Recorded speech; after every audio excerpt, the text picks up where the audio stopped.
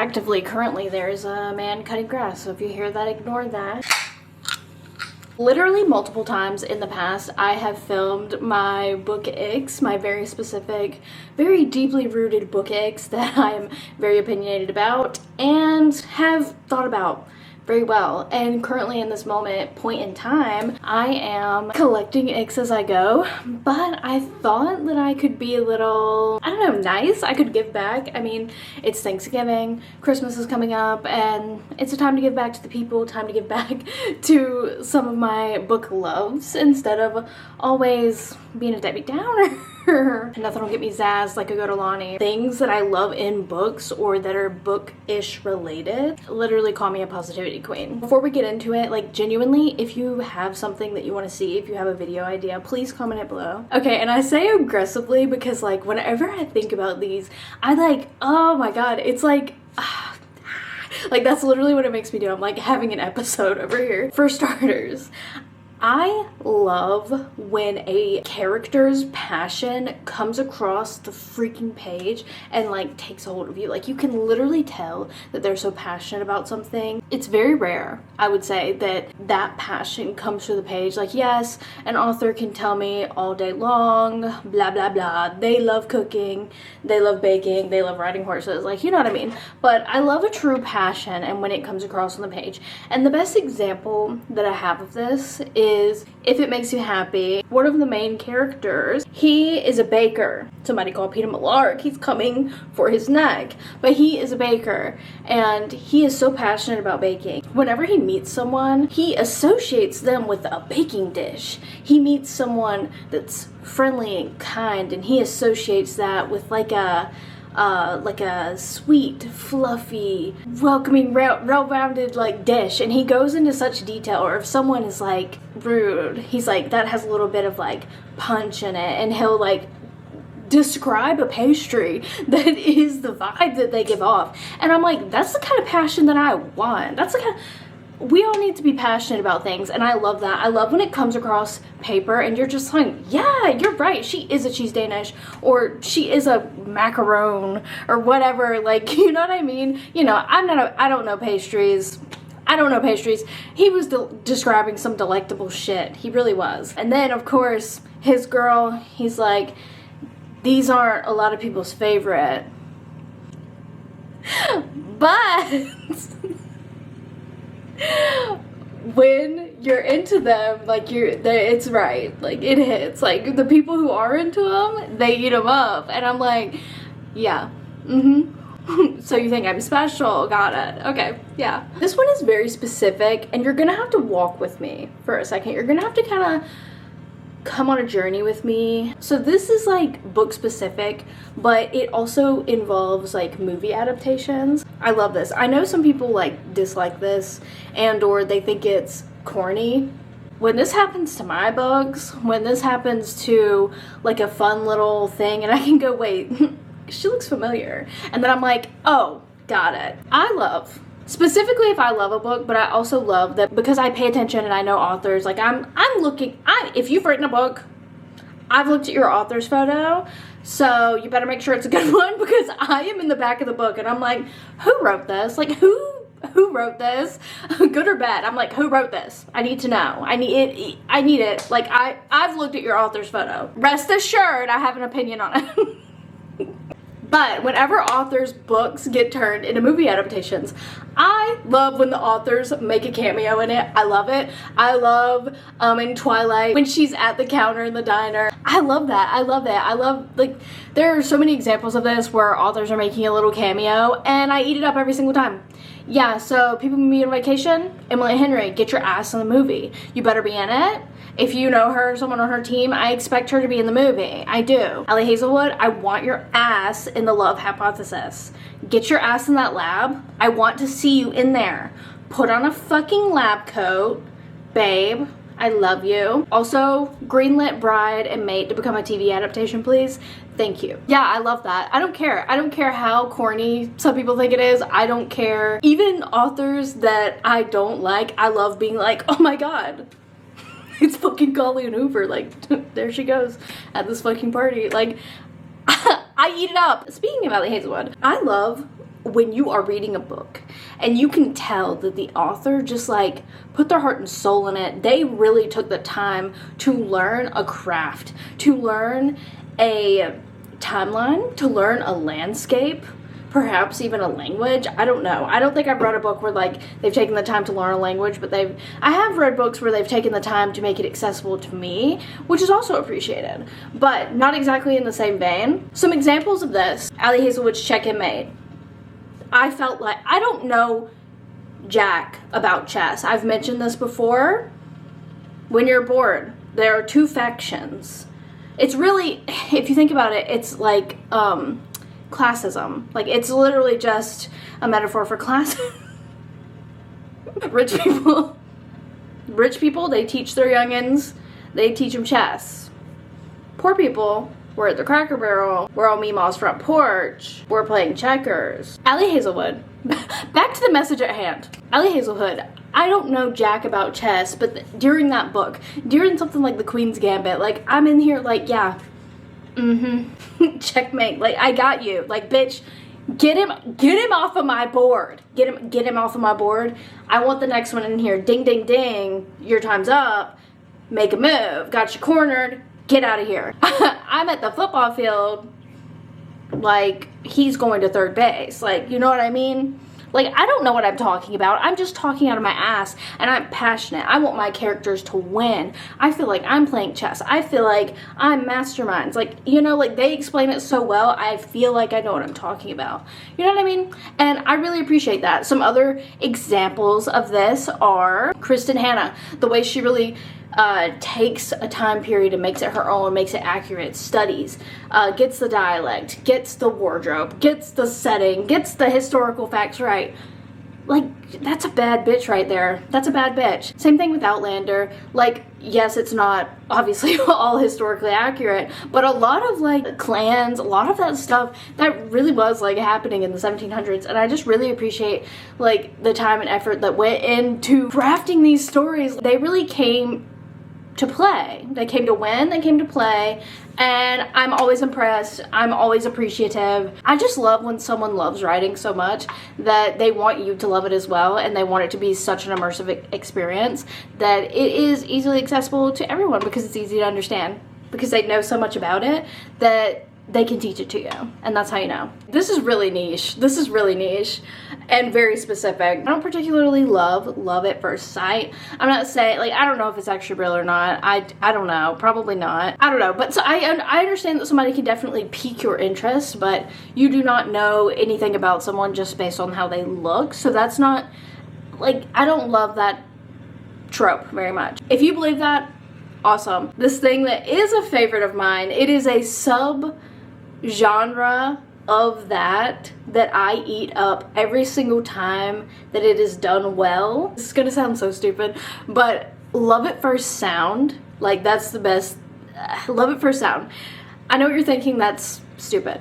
No, it's not. So again, hold my hand, walk with me, let's go on this journey. So I love when a character is like having a moment, they're either, you know, in despair, I don't know, they're chilling, I don't know, but they hear someone. And I love specifically, like, if they hear, like, if it's we're in a male main character's head, okay, and he hears her laugh or something, and he's like, because, you know, like, some people just have a hot laugh. Like, you can tell a lot about someone by how they laugh. Like, you can tell whether or not it's genuine or not. Are they feeling the conversation or are they not? Like, stuff like that. Like, I love when they hear the laugh and they're like, babe. You know what I mean? And they go around the corner and they see them and they're like, oh my God, yeah.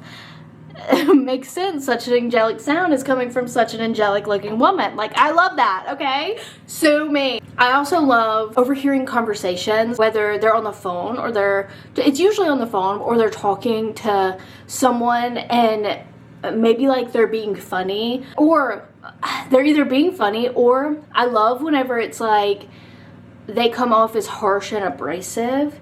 And a lot of men may not like them, but them hearing them stand up for themselves or someone else, that's what draws them to them. I love when the thing that people typically write you off as being annoying, abrasive, just don't like about you typically. That's like the thing that's like keeping you from finding your person, keeping you, and then like they love that about you. The thing that everyone despises and throws in your face when they're leaving you, that's the thing that they like about you. I love that. And then specifically, if it's in reverse, and it's a woman overhearing someone. An example that I just thought of, in Wild Card, I loved that she actually overheard him standing up for someone else. Like, it was a situation, a customer service situation, and somebody was talking down to a front desk person at an airport, just berating her, being like, oh my god, what the hell is that? What is that? Ah. It's a wasp. Wild Card.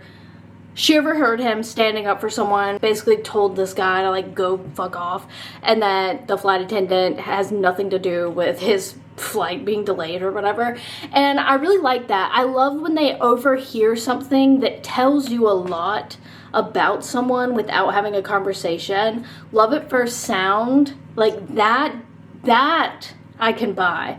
I can picture you being so enamored with someone just based off of that I'm like, yeah, love at first sound. Like, I get it. I buy it. Love at first sight, I don't buy it as much. I don't particularly like second chance romances. I don't like a back and forth timeline. It is very rare that I will like one, and that is because they just fall into the same pattern over and over again that I don't appreciate, especially with a back and forth timeline. Like, I genuinely don't need the POV of a 30-year-old woman to a 6-year-old talking in broken baby talk with a lisp. But like, I don't need that in a story to know how you felt about someone at that time in your life versus now, and that shows me how you love each other. I don't need it. I hate it, actually. Like, I don't like it. It's because it's not often well done, in my opinion. I'm just one of those people, I hate missed time. I hate missed opportunity. I hate like the childhood lover, like friends to lovers trope, because somebody always pines for someone more, and it's typically like unfair and in a like bit of a tangent, but like it doesn't sit well with me. Point blank period. That's how I feel. Do I hate this trope? No. Very rarely it is done correctly in my eyes. And something that I do love, the perfect example of this is like Tara DeWitt, Left to Forever. In that book, they are recently divorced. They're going through a relationship turmoil. They've been divorced for like 4-ish years. And the reason that this second chance romance works, it does flashback. They were married. They got married at a young age, got pregnant at a young age. It does talk about their past. And what I specifically love about a back and forth timeline in books is when it doesn't actually take you back and you have to be the fucking immature child. I don't have to read about it from a child's bird's eye view. Like, I don't have to read about it in their POV. I love the memory. I love memories. I love when we're in a scene, the characters, something happens and it takes them back to a memory, and then they're divulging all this information of where everything went wrong. I love that. I love when the character gets so like in their head and distracted and they go back in time and it leads to a memory and we go on this route and then all of a sudden we're back in the present as that thing is happening. I love that. Tell me your past in like little baby clips like that. Like, I love that. I eat that up. Every time that happens, I love it. I think because I understand past and present timelines. A lot of that is to get rid of like the bias of like memories. Memories are very biased. When you remember stuff, that is not exactly how it happened, and that is a fact. We remember things with an inherent bias. I feel like doing that and like actually going back to that moment and being that person, then you remember it. It's like it's clarity. It provides clarity, but it is also annoying. I like the biased.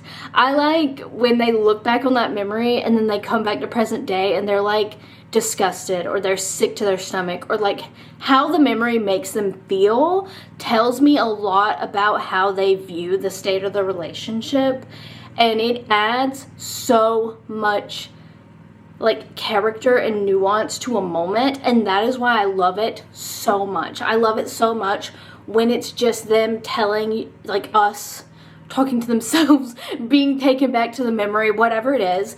I love that as opposed to actually physically body jumping and going back into a 13-year-old's mind, or going back to the 15-year-old version of self, or 20, whatever it may be. When they retell that story present day, but like they take you back and they describe like either the childhood feeling or like missing the innocence of that relationship, but also what makes it so good is when they bring up that same memory with someone else, they have a different feeling associated with it. And it's like, yes, childhood bliss is amazing. That time in our life is amazing. But remember all that other shit that like you don't have when you're in the midst of that. And specifically in the story, they had a really tight-knit family. He was ended up like taking a parent role of his siblings. Like, yes, that memory for her is like her first time really having a big family, because she had a single mom and her house was quiet. His house was loud and inviting and blah, blah, blah. So the memory for her is like really good. But then it's like, from his view, yes, it is good. Yes, he loves his family, but that was the most stressed he's ever been in his life. You know what I mean? And so it adds a different feeling associated with it. And I love that because that's real. Like, we can actually body jump and go back. And I love when books feel real. I love it so much. I feel like that was the biggest tangent ever. I also love when authors fully understand what makes a good second chance romance. I am so particular, picky, whatever you want to call it. There's a fucking recipe to this peach cobbler, bitch. Like, there is a list. There are rules. There are things that make for a good second chance romance. And I could make an entire video on that in of itself, because I feel like a lot of authors, they're just like, we broke up. We want to get back together. Maybe. I don't know. And I'm like, okay. Yeah, but there are a list of things at, like, literally unveil the fucking scroll. There are a list of things that if these happened, I would not get back together with that person. I'm not gonna read that trash. It has to be a good fucking reason. It has to be something that is palatable. It has to be something that is understandable. And that is why most of it, like, it can never be a physical thing.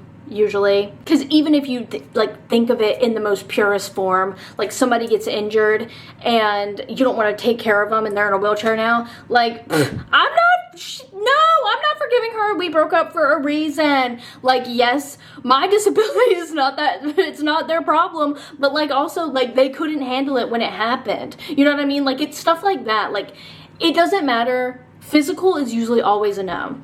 Emotional, you've got my attention, my ears are perked up, like I might hear your pitch. Let me tell you why Left It Forever is a perfect, almost perfect. It's not a perfect story. To me, I gave it 4 stars, not 5. I would recommend it over a plethora of other second chance romances that I have read. And the reason is because why they broke up, it is a very emotional reason. It is a very emotional reason. And on top of that, in the midst of their breakup for 4 years, they never were horrible to each other. They did not neglect their child. They provided a very good co-parenting, communal parent thing. Like, there was no, like, we're not taking care of our kid. We're not neglecting our kid's needs for our own. Okay? Got it? Like I said earlier, her family, she doesn't, like, it's just her mom, basically. He never made her feel like she did not have access to his family. He never told his family that they could not have access to her anymore. Because keep in mind, like, they're in their 30s now and they've been together since they were like 16. She's been a part of their family since then. So that is her family. Like, she was a part of, like, when he stepped into that familiar role, like, that's her family. And he did not try to take them away from her. Awesome. Now, here is the biggest thing with second chance. We're not together because something isn't working. Something isn't working. We could not figure it out while we were together. Therefore, that time you're apart needs to be either self-reflection, like we're fixing whatever we've got going on up here. Something needs to happen that would not, could not, have happened while we were still together. Otherwise, there's no reason to get back together. There's no reason to get back together. And in this book, there were a lot of internal struggles. There were a lot of personal things that they needed to take care of or get a better understanding of, or go freaking talk to someone. They needed to heal a relationship, something along those lines. I'm not trying to spoil the book. Something like that needs to happen in order for you to get back together. Otherwise, you never solve the issue in the first place. And that is why I left it forever. Perfect second chance. It encompasses all that. It encompasses all that. There was a reason for them to break this up. They each solved a personal issue and came back together. They never once spoke badly about the other person. They did not neglect their child in any way when dealing with their own personal struggle. And they only wanted the best for each other and loved each other despite their flaws. And now they only feel closer because of it. And it's truly so good. Like, you should read it. Like I said, as I read, as I go about life, I take notes on these things to report back to you. I do have an ick video that I probably will film soon because I've gotten enough. It's like freaking collecting Pokemon or something. I'm just like, keep them coming. Keep them coming. Like, I don't know. Icks are easier than loves, but these are just things that I'm very passionate about, and it makes me appreciate a book so much more. It makes me love reading, honestly. Like, these things I just talked about, it's so fun. It's so fun to me. Bye!